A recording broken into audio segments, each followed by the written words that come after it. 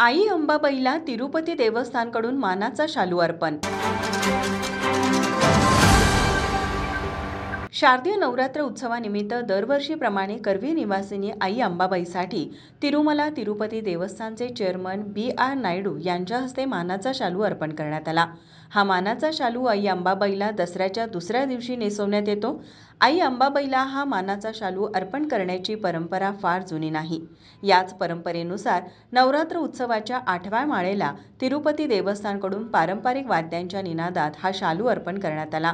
आजच्या दिवशी आई अंबाबाईची महाकाली माता रूपात पूजा बांधण्यात आली। आई अंबाबाई ही आदिशक्तीचं एक रूप आहे। ती संपूर्ण विश्वाची माता आहे। महाकाली ही काळावर विजय मिळवणारी देवी असून अंबाबाईमध्ये हेच रौद्र आणि संहारक रूप सामावलेलं आहे।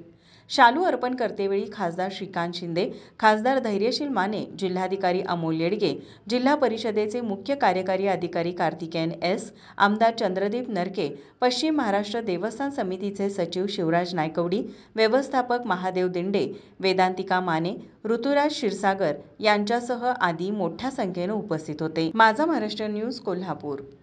बाळ, फ्रीजमधून श्रीखंड काढ ना। आम्ही पूर्वी घरीच बनवायचो श्रीखंड, त्याची चवच वेगळी होती। आता काय सगळं रेडीमेड। आजी, हे श्रीखंड खाऊन बघ।